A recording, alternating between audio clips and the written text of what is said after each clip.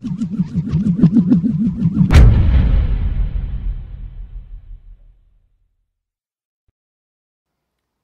everyone, and welcome to the NEC on the Run podcast. We're here with Ron Ratner of the NEC talking men's basketball, and we're going to start with the opening of NEC play. Ron, what have you seen that you've liked so far? Well, I mean, heading into the conference season, everyone was talking about parity, parity, parity. I heard coaches talk about it. I heard media talk about it. I saw quotes with the players. And based on the non-conference season, you had every reason to expect it, and then boom, it pretty much happened. We have 6 teams that went 1-1 the first week, but 2 teams did go 2-0, and not surprisingly, they were the teams picked 1-2 in the preseason poll this year. You have Wagner, got off to a 2-0 start, winning at Central Connecticut, and then they beat LIU at home on Saturday, and then Robert Morris went on the road and won at Sacred Heart, and then got a really good win at Bryant. I know the Bryant it's not that full jam Chase Center yet because the students aren't back from break, but that was a good win in one of the better games I've watched one of our teams in this year. So 2 teams 2-0, 6 right behind them as we head into week 2 play this week. All right, let's continue talking about Robert Morris. You got Carvel Anderson. He's red hot. What's going on out there? Heat check time with Carvel. Now, I spoke to him in a Google Hangout today, and you know, he's just on one of those. He's on one of those roles. He's on a shooter's role, but he seems to always be on a shooter's role. But he went next level last week. I mean, he averaged 34 points a game. It was the easiest player of the week selection I've had to make in years. Hit 15 out of 19 shots in a game at Sacred Heart last week. So when he's firing on all cylinders like that, that Robert Morris team is tough. And I really enjoyed talking to Carvel. The young man as well. I mean, this is a student athlete who's been through a lot in his life and has a perspective on life now that he may not have had a year or 2 ago. I think now that, you know, I've become my own man, kind of, you know, not to take away any of the help that I've gotten along the way, because I have gotten a lot of help from a lot of people, but, you know, I feel like the man that I am now is somebody that I molded myself into being. So let's talk point guards in the NEC. Ron, this is a very deep class of point guards. Who do you like? I like all of them. We were talking about it earlier. I went team by team, and every one of them is good. There's not a night off you could take. I'm going to go alphabetically. Corey Maynard from Bryant, one of the most underrated players in the league, has shifted from a little more of an off-guard role to a point guard role this year with Frankie Dobbs graduating. And he's carrying the team along from that spot, and I think he's doing a great job. Central Connecticut has Malcolm McMillan, another just an underrated kid. He doesn't turn the ball over, gets his teammates involved in the action, just solid from game to game. FDU, Sidney Sanders Jr. has just been the revelation of the league this year. Not only is he dishing the ball, but he's scoring the ball over 20 a game. He was a reserve last year, and he's the guy who's making that team go. And I don't know if anybody expected what we're seeing out of FDU at this point, and he's the reason. We've talked about LIU Brooklyn's Jason Brickman for the last couple of years on this podcast. The NEC's all-time assist leader. He's barreling down on 1,000 assists, which has only been done by 3 other players in NCAA history, and he's sort of the prototypical point guard, not only in the NEC but in the country, for what he can do when the ball's in his hands. You go down to the Mount. Another one of my favorite players is Julian Norfleet. He's played every role you can imagine as a guard in his time at the Mount, but this year he's taken his role at the point to the next level. 20 points, 6 assists, and every game he's having a good game. I love the way he's playing, and I think the Mount is a team that we'll certainly be hearing a lot of as the season goes on. You go to Robert Morris, you got a veteran in Anthony Myers-Pate. He played behind Velton Jones a couple of years. Now it's his chance. It's his turn to run the show, and he's just a tough-as-nails guy. He's just like a prototypical Robert Morris player, and he's been on fire as of late, and his assist-to-turnover ratio has been outstanding lately. Phil Gaetano at Sacred Heart. He's second in the nation in assists behind Brickman last year. Again, this guy has eyes in the back of his head, and he's got plenty of weapons to choose from. A great passer. Love watching him play. St. Francis Brooklyn, we have Brent Jones, has been really coming on strong lately. Had a 12-assist, 1-turnover game last week, and when he's on, that team is really dangerous. Their bigs are real good. So when he's distributing the ball, they're tough. You go to St. Francis University, Malik Harmon. He's the freshman of the group, highly touted freshman, and he's delivered for them. He's from Christ the King. He played with John Sevier in high school. Still finding his way around the game as a freshman, but I think he's going to be a keeper for Rob Krimmel. He's shown what he can do in some games that I've watched this year. And then finally, you go to Kenny Ortiz. He's the standard bearer of defense in this league, 2-time Defensive Player of the Year. He gets to the hoop whenever he wants. He can score. He can dish it. I love Ken Ortiz, and he's one of 10 NEC starting point guards. That, as you said, it's a deep pool of talent in this league, and they're all fun to watch. Okay, let's shift from point guards to forwards. We look at Alex Francis. He's out there. He's putting up some numbers. What can you tell me about Alex Francis? Alex Francis is he will go down as an all-time great. He's another one. He's coming on strong to 2,000 points.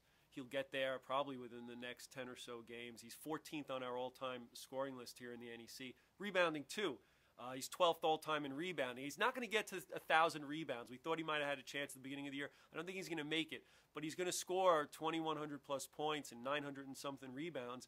And that puts him in rarefied air in this league. He'll be the only player to finish in the top 10 ever in both categories. And he's had a fantastic career.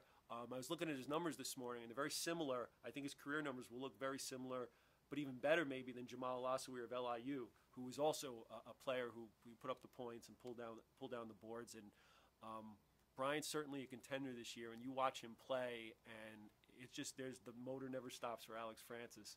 And Brian's going to be a tough out when we get to the tournament. Definitely. Let's look at the Mount TV game. They're taking on Wagner tomorrow. What do we look for in that game? I think it's a fun game. I really do. It's I don't think of Wagner as a high-scoring team, but I went and looked at the results from the first week of NEC play. Who's number one in scoring? Wagner, 86 points a game. Number two, Mount, 83-plus points a game. Now, those are two now, Mount, we know, wants to run up and down the court and get Mount Mayhem rolling and shooting threes, but this could be a fun game down in Emmitsburg. I'm looking forward to it. I think one thing that we could be looking at is Wagner's a fantastic rebounding team. They're probably our biggest team across the board between Orlando Parker and Folahan and Mario Moody, who's putting up double-doubles now. And that's probably the Mount weakness is rebounding. They're small. Their guards are fantastic. So we'll see how that plays out and the points in the paint play out during the game. But I think you're going to see some you'll see some scoring. You'll see some up and down action. And the game will be on Thursday night, 7 o'clock on Masson for our fans down in the Maryland area. We'll be on Fox College Sports nationwide, and then on ESPN3/Watch ESPN. You can watch on your mobile device or your computer. So our first TV game of the year, and I'll be down there, and we'll be ready to go. All right. Everyone, check out that game if you can. We'll be back with Ralph Ventre. We'll talk women's basketball here on the NEC On the Run. Hello, everyone, and welcome to the NEC On the Run. We're here with Ralph Ventre from the NEC. We're talking women's basketball. And, Ralph, a lot of records are being broken. What about Artemis Spanu out at Robert Morris? What is she doing out there? Well, you picked a good place to start, Kyle. There have been a lot of records that have fallen over the past couple of weeks, a lot of milestone performances, a lot of all-time performances. We've seen history. To be quite frank, we've seen a lot of history made in the past few weeks. And you bring up Artemis Spanu, the former NEC Player of the Year, I should say the reigning NEC Player of the Year, the Robert Morris Senior Forward. In her last game, she just became the NEC's all-time rebounding leader. She needed 20 rebounds to break the record going into the game against FDU. Of course, she gets exactly 20, and she surpasses Jessa Noble's mark. Artemis now has 1,296 career rebounds, and of course, that's one better than Jessa Noble, the former St. Francis U star. Jessa Noble, the former WNBA draft pick and an inaugural member of the Northeast Conference Hall of Fame. So anytime you can have your name mentioned in the same sentence as Jessa Noble, you know you're doing good things. And Artemis Spanu is now number one in Northeast Conference history when it comes to rebounding the basketball. And we could probably do this whole show, Kyle, on Artemis Spanu, because she's chasing down another one of Zenoble's records. Spanu has 71 career double-doubles. Zenoble had 72 career double-doubles. And since Zenoble graduated back in 2000, those 72 double-doubles have been the NEC career record. Artemis, of course, just needs 2 more, and she'll have another conference mark under her belt. And then one more feat that Artemis could accomplish. She has well over 1,700 points, so she can become only the 3rd player in this league's history to accumulate 2,000 points and 1,000 rebounds in the same career. And, of course, guess one of the people who have accomplished that feat, Jess Zenoble. Of course, Zenoble, the all-time leading scorer in this league's history. She was the all-time leading rebounder.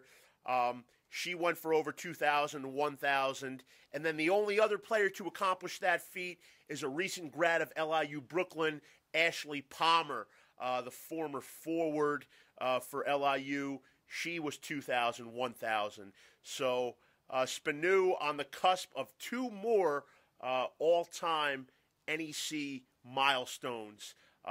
So keep your eye on Robert Morris and Artemis Spanu. More history is going to be made over there. Meanwhile, we talk about records falling and some all-time performances. We'll keep it in the Keystone State, and we'll go out east a little bit on Route 22 to Loretto, where the St. Francis Red Flash are scoring points at a blistering pace, Kyle. They set the NEC single-game scoring record the other night. They put 111 points on the board, and they broke a record that was almost more than 25 years old, a record that goes back into the late 1980s, and it was 110 points, and that record was held by FDU. Ironically, FDU did it against St. Francis U. Now St. Francis U returns the favor. They have the number 1 mark. But wait, that 111-point performance, that came right after the Red Flash scored 106 up at Central Connecticut. So they had back-to-back 100-point games, which is quite incredible. Because in the 15 years prior to this season, there were only about 4 or 5 100-point games in the entire NEC in 15 years. Joe Haig's team did it in back-to-back conference games, which is somewhat mind-boggling, although it's not surprising that they're the team that's doing it. Well, what exactly is St. Francis doing that's helping them get these 100-point games? Well, coming into the season, if I had to pick a team to lead the NEC in scoring offense, it was going to be St. Francis U. It's not a surprise that they're the top scoring team because of who their coach is and who they and the style they like to play.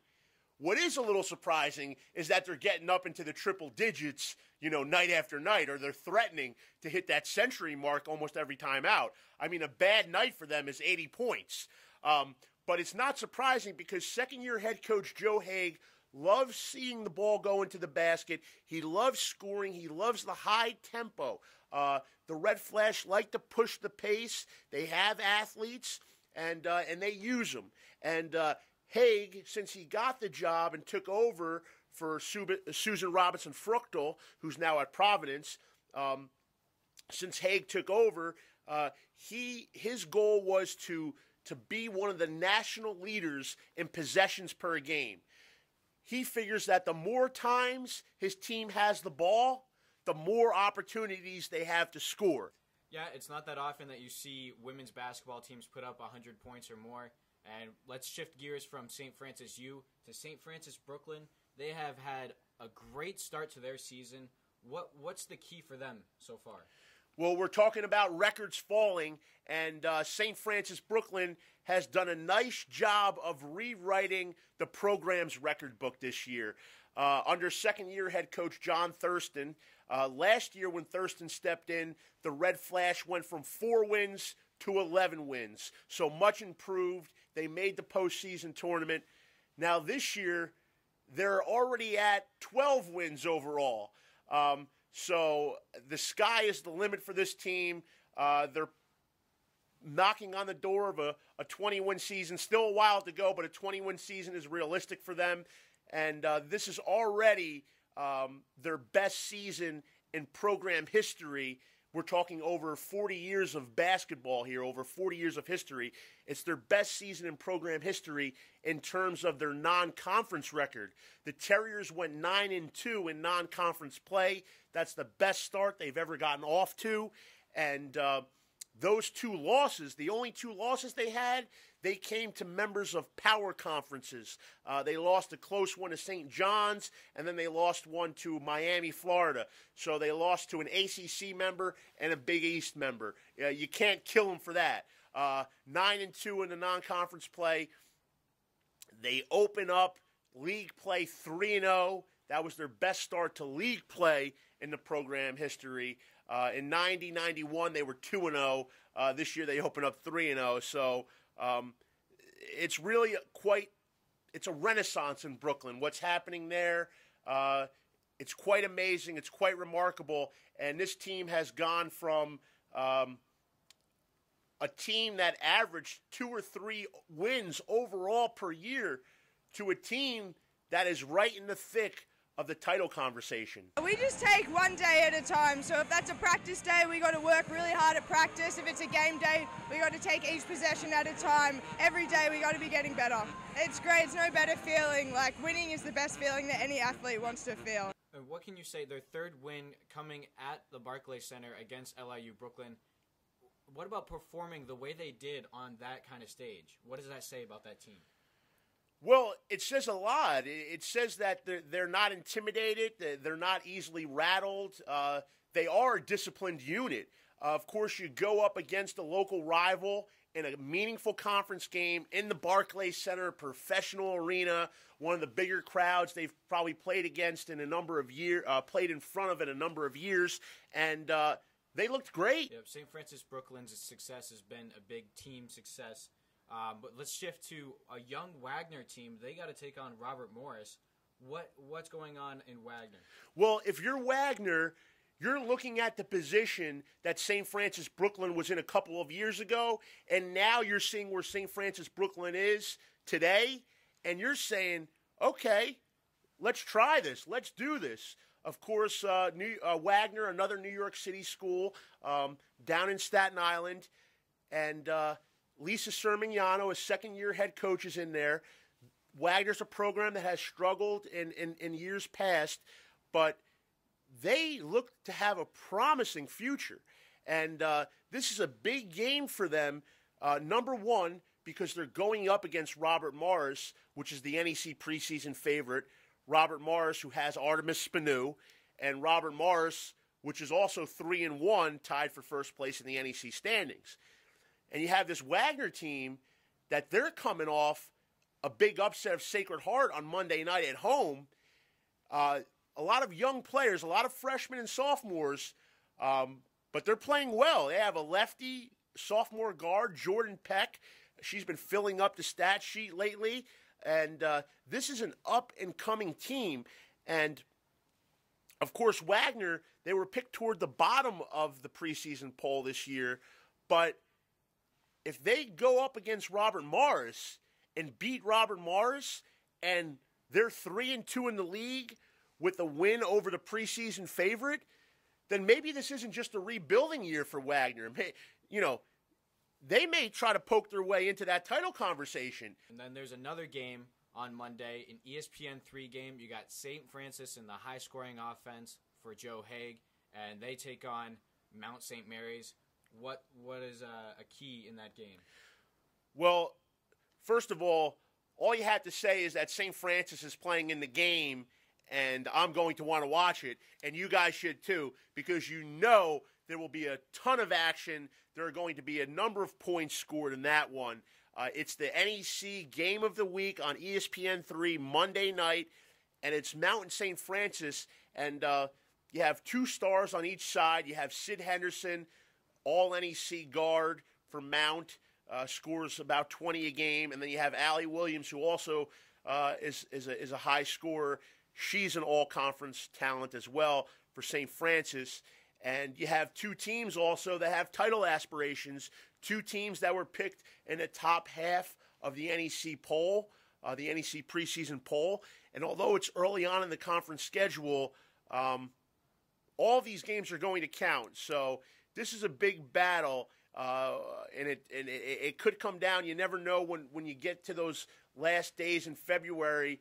A result that just happened in January could determine a tiebreaker, whether or not you have a home game, whether or not you're the 8th seed or you're watching from home. So all these games, all 10 of them this weekend, check them out. With the front row multi-game viewer, you can watch 5 games at once. So go for it. I mean, I'm looking forward to it. It should be an exciting weekend of Northeast Conference hoops ahead. I know I have nothing going on. I'll be watching women's basketball all weekend. And for all of us here at the NEC, Ralph Ventre, I'm Kyle Turner. We'll see you next time. It's time for the NEC 9, presented by Hershey Park. This spring, say yes to springtime in the park at Hershey Park, open for 2 weekends in April. Visit HersheyPark.com for information. Number 9, LAU Brooklyn's Sophie Bassine goes against 3 Blue Devil defenders for the basket. Left hand goes up in traffic and puts it in. Number 8, Fairleigh Dickinson's Scooter Gillette with the one-handed slam. To the logo, 10 to shoot. Sanders on a drive. Feeds Gillette, who slams it down with one hand. Number 7, Sacred Heart's Chris Evans with the steal and breakaway dunk. And a steal by Chris Evans. Ahead of the field, and he jams. Number 6, Mount St. Mary's Jacqueline Brewer hits the big three-pointer in double overtime. The 3-3 to shoot. Kick out. This is a 3 Brewer. It's good! Number 5, Robert Morris's Carvel Anderson hits a late go-ahead bucket against Bryant with this pump fake leaner. In trouble, leans in, makes a shot. Number 4, Mount St. Mary's Byron Ash hits the 3 off of the acrobatic assist from Gregory Graves. To Graves, kicks it out, open 3, Ash! Number 3, check out this smooth behind-the-back pass from Wagner's Jasmine Nawaji to Jordan Peck for the lay-in. Down with it. And this is a 2-on-1. Nawaji around the back to Peck, layup, and good! What a play there by Jasmine Nawaji around the back. Number 2, here Brian Jeniqua Bailey weaves her way through the Red Flash defense for the game winner at the buzzer. Nope, she has it. Bailey has it. Bailey has it with 1 second to go, and it's good. And number 1, Saturday Sports Center top play of the day, Juwan Anderson soars high over teammate Marcus Burton for the throwdown off the glass from Lateef Rivers. Drives, and oh! The alley-oop off the backboard for Juwan